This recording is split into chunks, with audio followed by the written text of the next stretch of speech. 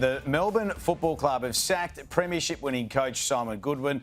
Our reporter Drew Jones joins us now from Melbourne with all the latest and what has been quite the dramatic morning already in the world of AFL. Drew, what can you tell us?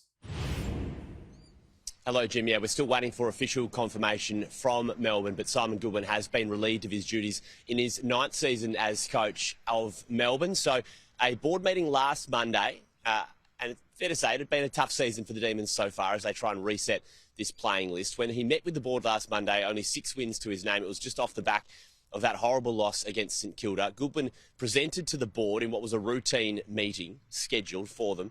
And then again last night, the board met and then eventually informed Simon Goodwin that he would not be seeing out his contract, which ended at the end of next season, and that would be with immediate effect. So Simon Goodwin will depart as Melbourne coach. He is the coach who took them to that drought-breaking 57-year wait for a premiership in 2021.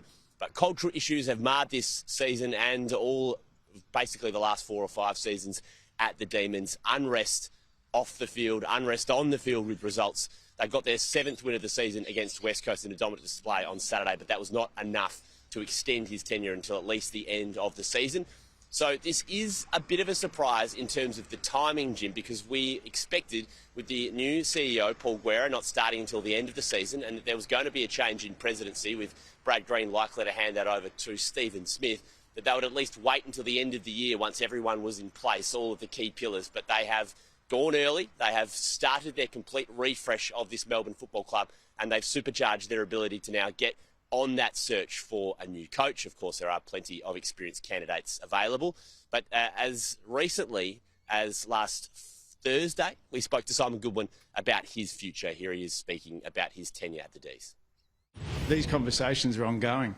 And we're really clear about the strategy. I feel incredibly supported by the board.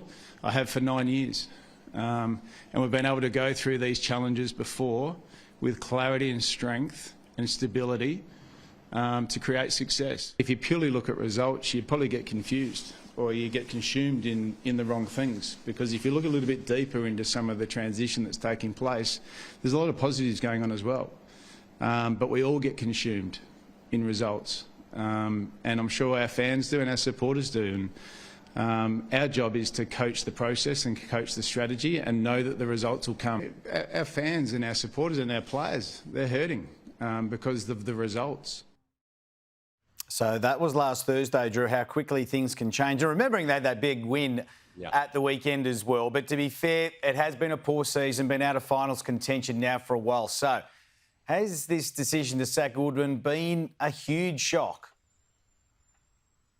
Yeah, so I think the key thing to take into account here is that the Demons had been clear that they were trying to reset this playing list, Jim, and they did so by trading out of this year's draft to get an extra pick last year, to get an extra youngster in the door, trying to, while they still have good veterans on their list, Max Gawn, Christian Petrarca, Clayton Oliver, Jack Viney, premiership players, can they get some youth in the door and just get this moving a little quicker to avoid the sort of drop-off that we've seen, say, at the West Coast Eagles? So they came in very clear about what they were trying to achieve this season. But the backdrop to all this was there a belief behind the scenes that Simon Goodwin was the man to do the reset and then climb the mountain again? And that is always a question that a rebuilding club has to take into account. Is the man who climbed the mountain initially, has he got the motivation to go again? And has he still got the tactical acumen to do so? And I think it's shown over the last couple of years that Simon Goodwin's game plan hasn't stood up. They made finals in 22 and 23 after winning the flag, but went out in straight sets in both years,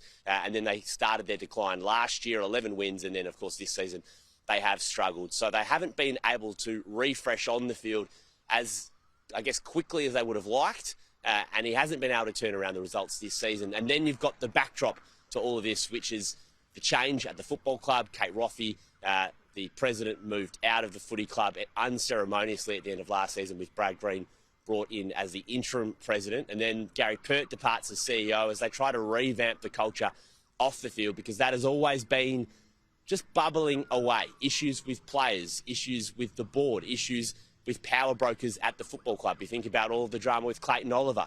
You think about a fight behind the scenes between Jake Melksham and Stephen May. And then Simon Goodwin himself with issues with former employees. So there's just always been issues. How many times, Jim, have we been in this position talking about Melbourne with stuff going on off the field? And that all adds up, and eventually it's resulted in Simon Goodwin departing the club. When you consider all that history, Drew, then couple it with the fact that he helped deliver the club a drought-breaking flag only a few years ago, 2021. How will he be remembered in his tenure there, do you think? I think every Melbourne Demons supporter this morning would be thankful that Simon Goodwin was able to be such a big part of this football club, and that what he's contributed has ultimately turned around the on-field results at the footy club. So much of my footy supporting life, Melbourne have struggled. And he was able to come into the club as part of a handover from Paul Roos in 2017. Within 2 seasons, he'd taken them to a preliminary final, which ultimately they lost against West Coast. But the building blocks were put in place that season. And then over the next 2 years, they fine-tune things. Stephen May comes to the footy club and they develop a game plan where they've got inside bulls in Clayton Oliver, Christian Petrarca, and the best ruckman in the game, Max Gawn, and 2 of the best defenders in the game. And that was the bedrock to them winning the 2021 flag over there in Perth at Optus Stadium in a dominant performance against the Western Bulldogs. But since then, they just haven't got the key decisions right. They haven't progressed. They haven't made this a dynasty. In the end, it was one and done, but he'll always be remembered as the drought-breaking coach. So that's the coaching legacy that Simon Goodwin will leave. The club, well, they have to move on. You mentioned there are some very high-profile potential candidates. Can you give us a bit of a list? Yeah, let's start at the top. John Longmire, premiership coach from the Sydney Swans, extremely highly sought after. He still works at the Swans in a backroom capacity, but of course they'll be fielding calls to John Longmire about whether he's willing to jump back into coaching after 1 season off. And then Adam Simpson, West Coast premiership coach from 2018, who at the moment is splitting his time between Perth and Melbourne with media commitments, whether he'd be willing to get back into coaching straight away. 2 really good options. And then Ken Hinkley, who's just finishing up at Port Adelaide, has been so successful at the Power without ultimately getting that grand final and that premiership.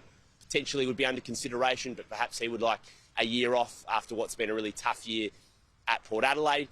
The wild card, probably Nathan Buckley, who has been talked about as a potential coach of Tasmania. He's been out of the game a couple of years now, but took Collingwood so close to that 2018 flag and has a huge amount of respect for his standing in the game.